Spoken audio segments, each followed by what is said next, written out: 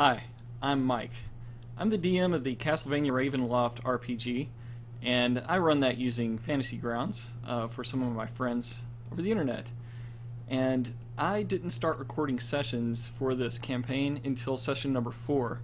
So I thought that for my players who want to look back on things, or if someone's just curious to follow along with our adventures sometime, I would give kind of the gap there between the first episode and the 4th session. So this is just a introduction to our campaign, sessions 1 through 3, and the characters that we have.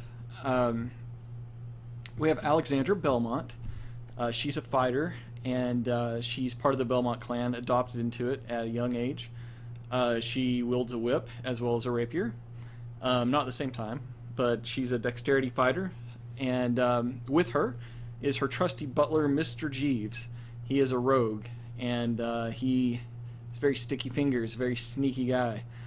Along with them is Elias Asher. He is a paladin and a cleric, mostly a cleric, and he has a very interesting background to where he saved Sypha Belnades from a witch hunt.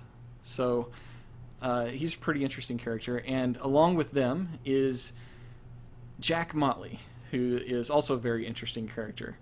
Jack used to gather intelligence, and by that he got into the world of the Belmonts.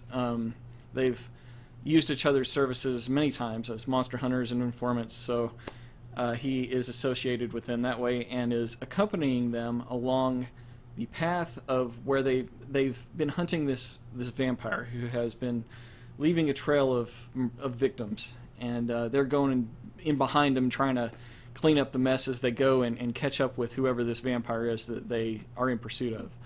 So that's where we begin. Session number 1, called The Butcher, and this is how it played out for the players. I'll kind of read it as it's happening to them. So I'm just reading here off the summaries that I've recorded for this. So we begin, and it's Transylvania, 1449. You and your companions are members of the clan that was originally created by Leon Belmont to rid the world of the horrors of the night. You've been tracking a trail of death that has led you to this small house. The victims you have found have all been drained of blood. The house before you lay silent in the gloomy, overcast daylight, the doors half open. The group enters the house and discovers horrible sketches of anatomy and body parts. In the cellar, a butcher is found bound and hung on one of his meat hooks, his throat's ripped out by a vampire. You dismember the body and stake it through the heart.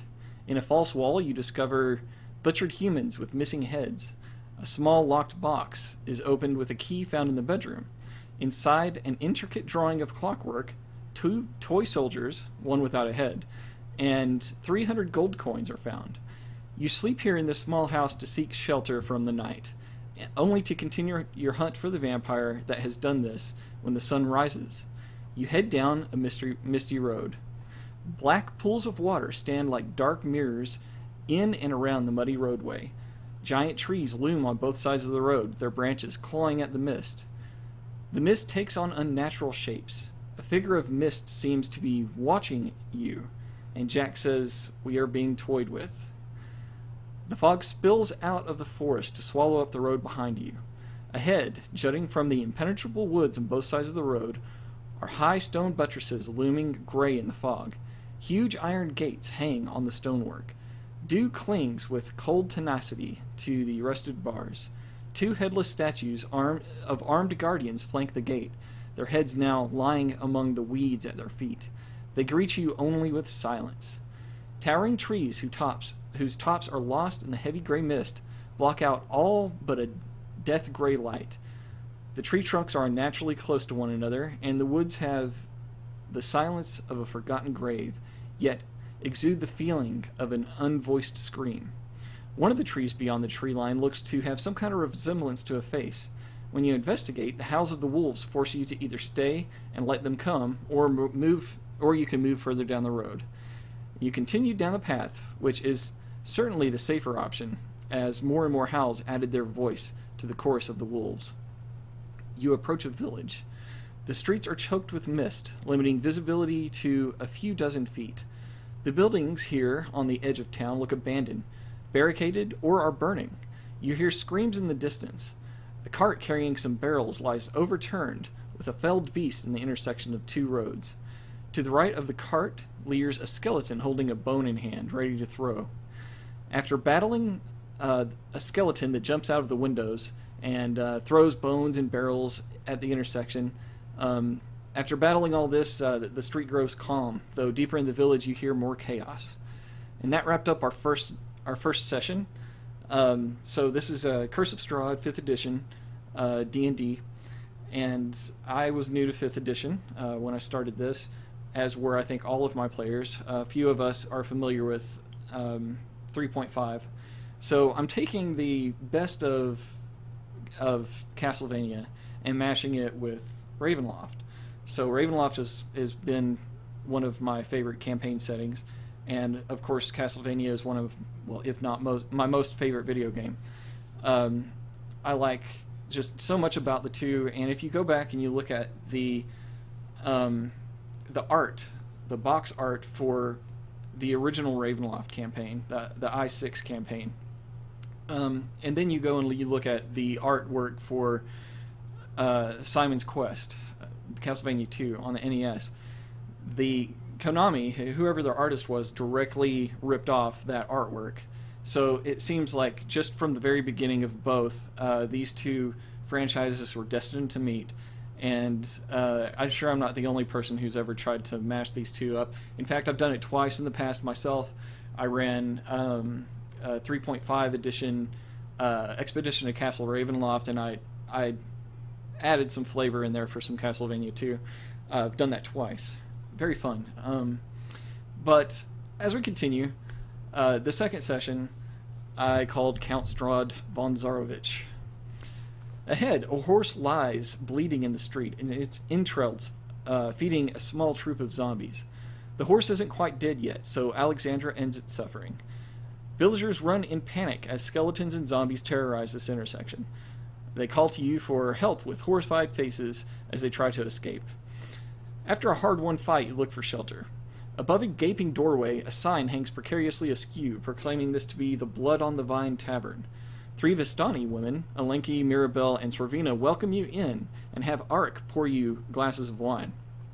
When Jack gives them a generous 5 gold, Alenka shows her thanks by telling him to seek out Madame Eva, the fortune teller at the Sirapool encampment.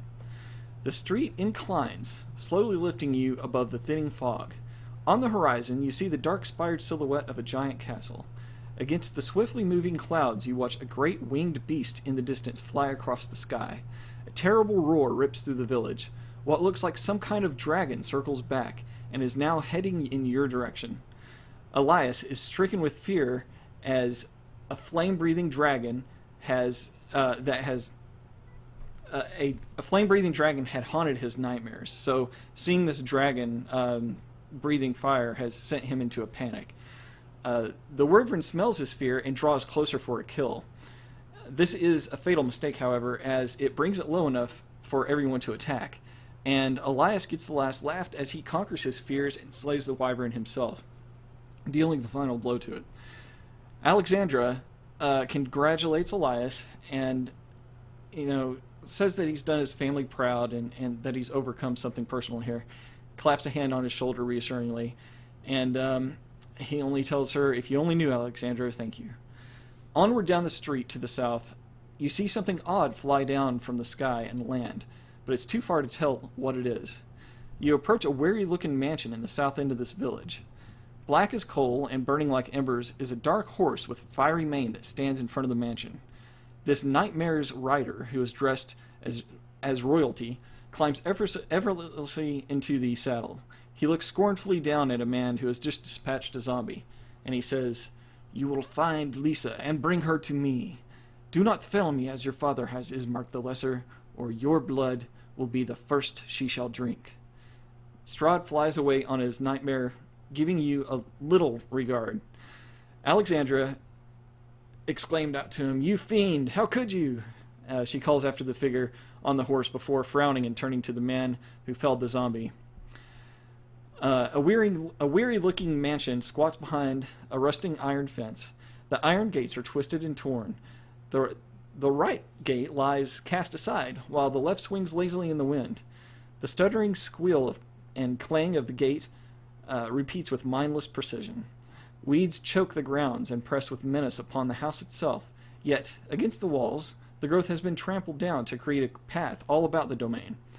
Heavy claw markings have striped the once beautiful finish off the walls. Gray-black marks tell of the fires that have assailed this mansion. Not a pane nor a shard of glass stands in any window. All the windows are barred with planks, each one marked with stains of ill omen. The interior of the mansion is well furnished, yet its fixtures show signs of wear. Noticeable oddities are the boarded-up windows and the presence of holy symbols in every room.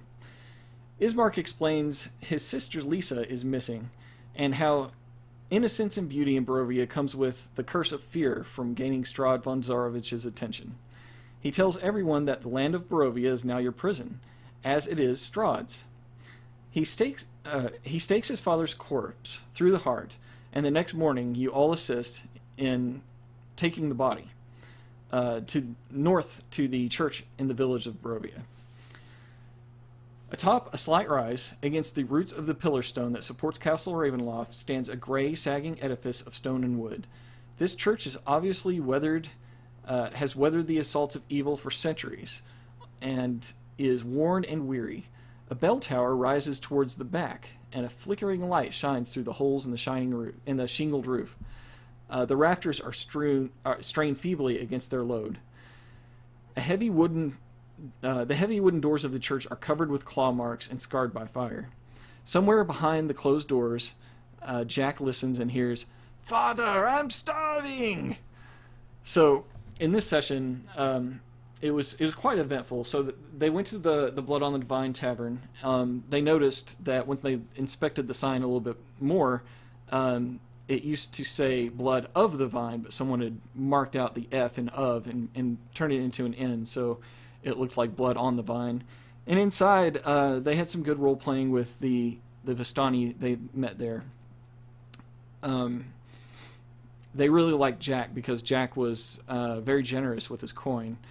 And I hadn't planned on telling them about Madame Eva just yet and giving the plot thread to maybe go to the fortune tellers so that they can have their fortunes read. It's not necessary that they have their fortunes read, but if they do, you know, they get some great clues on maybe what they need to do next in the game, or not even next. There's just so much. It opens up the world really for a lot of threads that will go to other places. So it was nice to be able to see them interact with these Vistani that would normally be very closed up and private. They don't care about these travelers coming in town, but Jack seemed to win him over. He role played very well and actually sacrificed a little bit of coin to them. It won't be the first time that they get some extra money from the group. So afterwards, they slayed this wyvern, and part of Elias's backstory is his father was killed by he was burned alive by this kind of Order of the Dragon, this rogue sect of the church, the Roman Catholic Church. We don't know if they're a legitimate sect or not, but he had nightmares due to watching his father die this way. Nightmares of a Dragon, which worked out really nicely because I was setting up Session 1 and 2 to be like the opening of Rondo of Blood, where they have this burning village. They're going through here. There's skeletons that are throwing barrels, and that was cool because I was using battle maps from the expedition to Castle Ravenloft. None of this was in the Curse of Strahd, but there was this overturned cart with barrels there, so it fit perfectly that I could use these giant skeletons, these ape-like skeletons that would grab these barrels and throw them. They also noticed that these barrels were marked with the Wizards of Wine Winery, which will be worth remembering. But that was a good bit of the supply for the wine in the village, and eventually it all gets drunk. All the wine's gone now because they hired 2 Vistani eventually that will take them to the Sirapul encampment. And they left them there for a few days on their own, and they had nothing better to do but spend all of that gold that they gave them on the rest of the wine. So there's nothing left there. So yeah, the encounters there with all the skeletons was nice. The burning village, and then at the end of that first level in Rondo, you actually fight the wyvern, or wyvern. You can say it how you like, but it was just nice that this also just coincidentally worked with one of the players' backgrounds. I thought that was handled very well. It was a custom monster that I'd taken from a younger dragon, and I was nervous that I would wipe the party because, you know, I haven't had a lot of experience in 5th edition, but it all seemed legitimate, and its breath attack, it would charge pretty good. I got a few, or at least one breath attack in a line at them with the fire, and it just didn't have the hit points to really pose a great threat. It was staying out of range at first and doing fine that way with its amount of hit points, but then when it saw that one of the players was cowering in fear, I thought I'd, you know, when someone takes a negative thing upon themselves just to roleplay a character, I gave them the opportunity there to let it come in close, and they killed it. Killing it a lot quicker than I thought they would. I thought that it would kind of kick their butts, but it didn't. And I don't think that it really spoiled anything. I mean, they just had a great victory. So later they'll find that, or they did find, they found that the Vistani in the Blood of the Vine Inn had the head taxidermied of this wyvern, and it's up on the wall. And later Elias will actually go in and see that, and it's got him like speechless, in fear actually. But anyways, after that they'd encounter Strahd and Ismark, and Ismark has become a really good friend of theirs, and they've spent the first 10 sessions all in the village of Barovia, which is far more sessions than I ever thought that they would spend in that village. In Expedition in Ravenloft, there were no other villages. There was just the village of Barovia, some surrounding nature, and the castle. But in Curse of Strahd, they've added 2 more villages from the campaign setting of Ravenloft into the game, which is really nice. I think they're going to enjoy seeing a larger Barovia. They've obviously tarry in one place for a long time, so they'll be able to soak up. If they keep doing that, they'll get to soak up a lot of the great detail that can come in this campaign. So, you know, if they keep going along at this pace, this could last well over a year. I'm sure it will. But so they helped Ismark out, and they began talking to Ismark about Lisa, his sister, which is missing.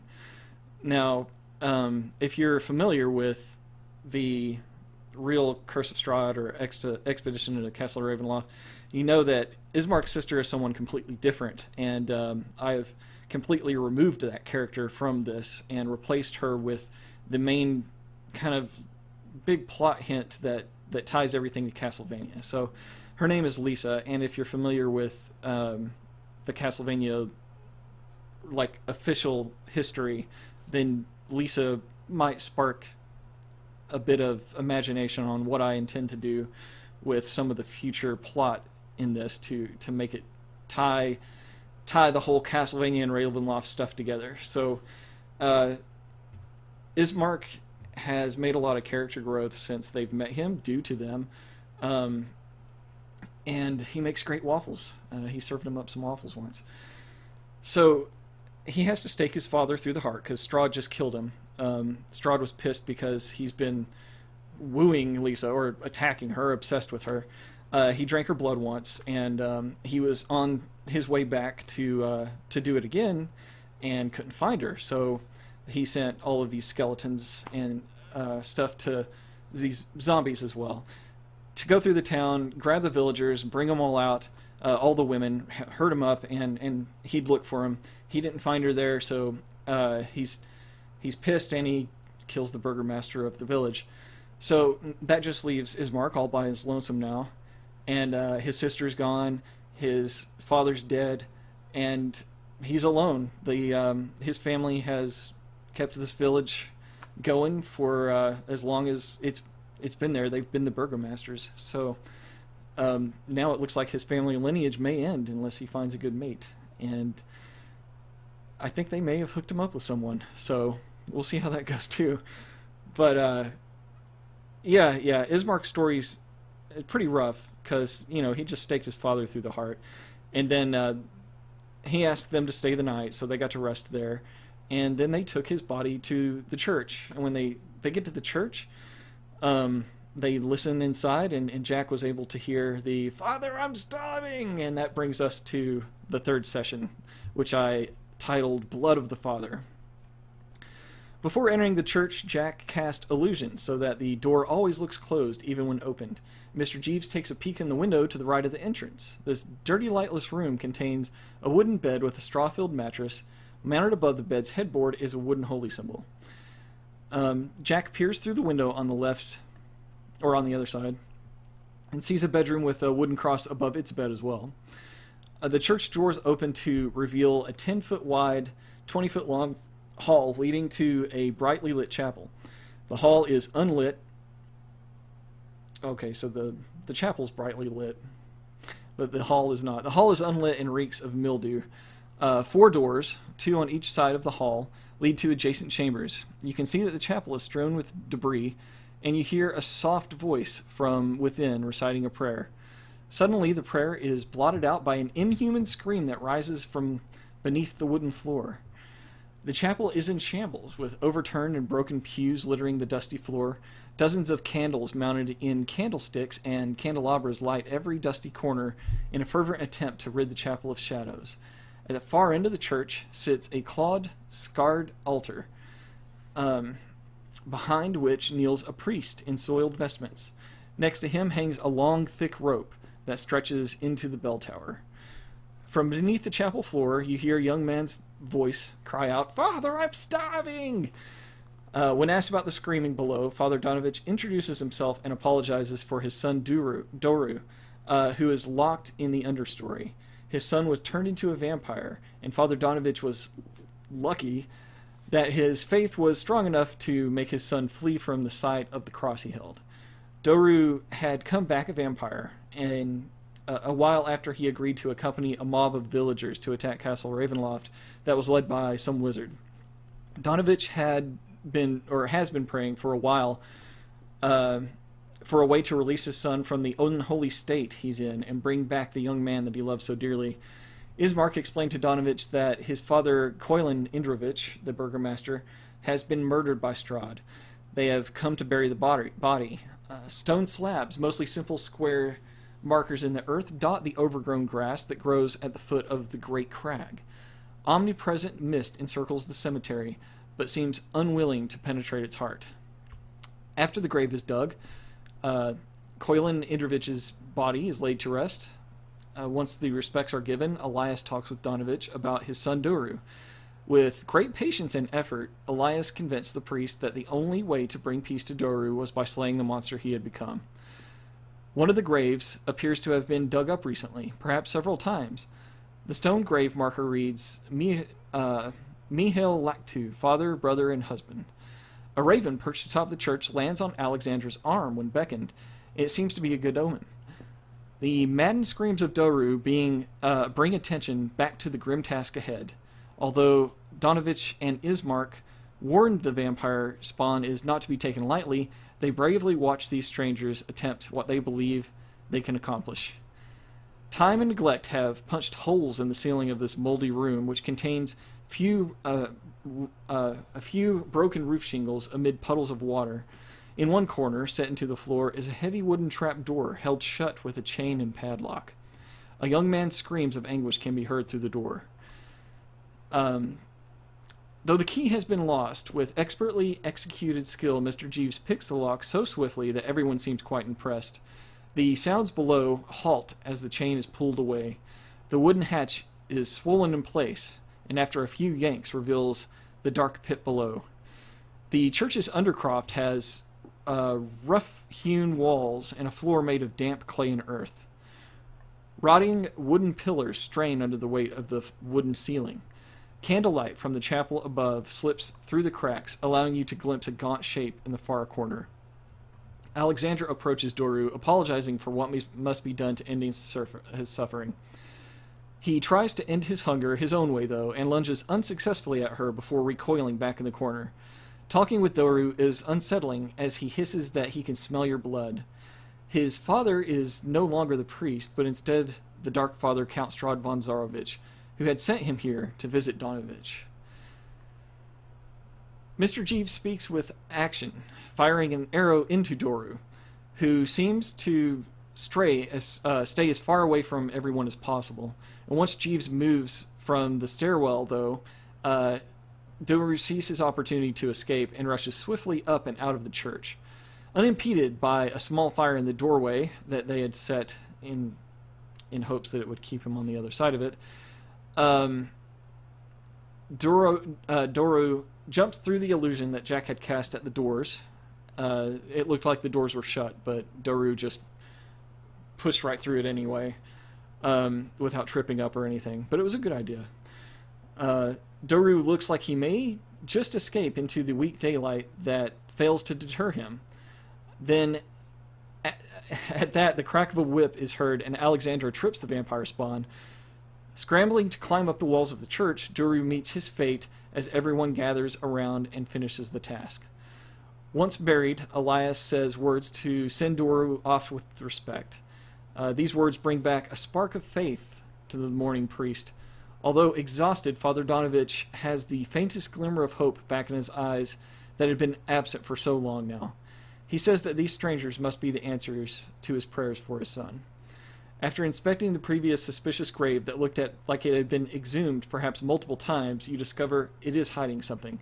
The grave marker covers a rough-hewn, 6-foot-wide tunnel into the earth. A terrible stench emanates from the opening. The tunnel opens up into a fetid earthen chamber whose stench is abominable. Corpses of humans, mostly eaten, are strewn about and partially trodden into the floor. One body is relatively intact, and several coffins lie in a jumble nearby. So, a lot happened here.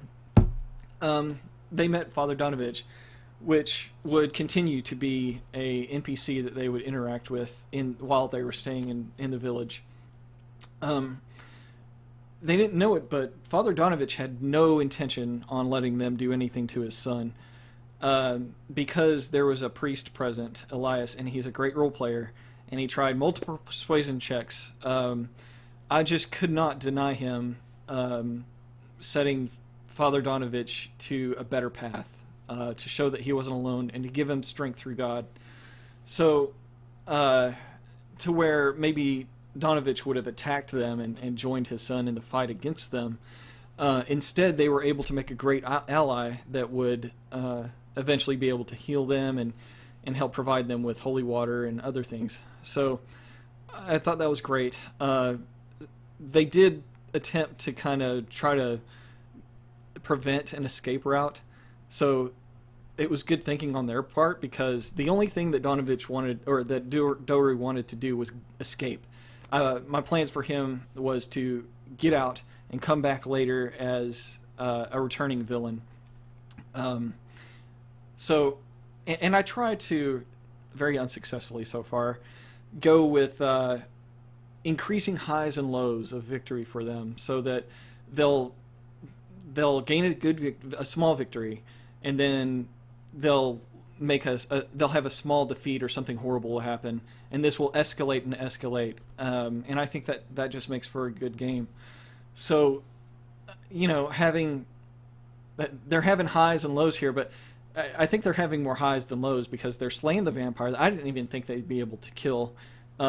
Fortunately, it did start regenerating to where it was almost out of their hands, but then they started using the holy water, and the cleric has some radiant damage spells, so they were able to suppress that enough to kill him. And I wasn't expecting that to happen at all. I really thought he'd get away. But they tripped him up. I actually made a mistake there. When she had tripped him, I thought that he would have enough luck to get up the side of the church, get on the roof, and then hop off into the woods or something. So after he healed up, you know, if he was on the roof, it would take them a while to get to him. He'd heal up, he'd be fine. But I didn't use the disengage action when I should have. It would have not been able to get up as far, but I think it would have been at least up to the roof because he was kind of at the corner of the building. So yeah, that was a good lesson for me in combat. I wasn't faking any rolls or anything, you know. I like to let the dice, you know, make the game. So they were able to slay the vampire spawn that I didn't think they'd be able to. The raven that they met wasn't in the book. That was just a raven that was hanging out on the top of the church, and Alexandra called it down. So that's when that Ismark let them know that ravens are usually a good omen.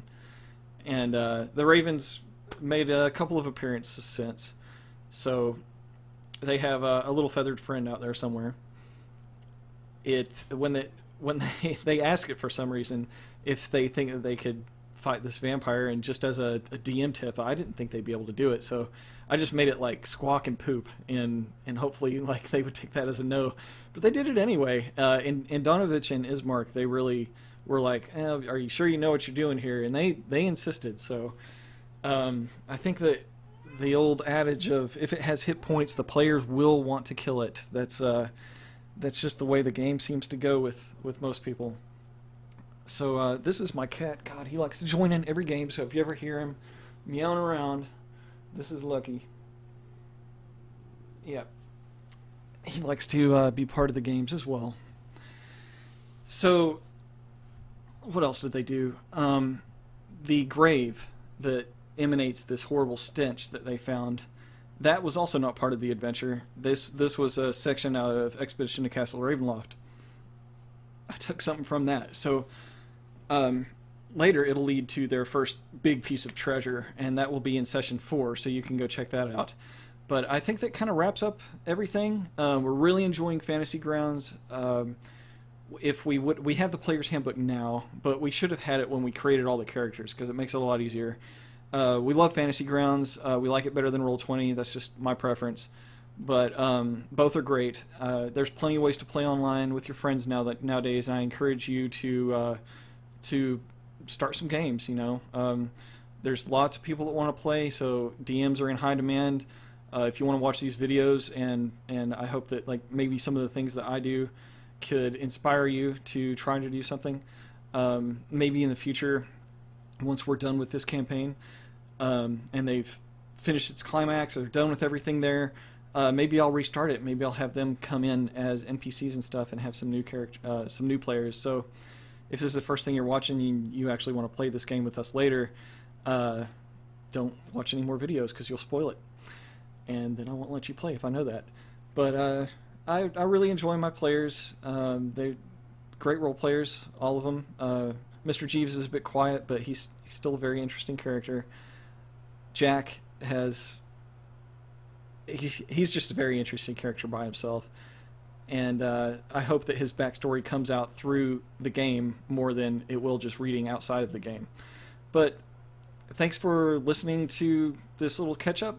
You now know from Session 1 to Session 3. You can watch Session 4s through wherever they are now, and just thank you for enjoying this thing that we're doing together.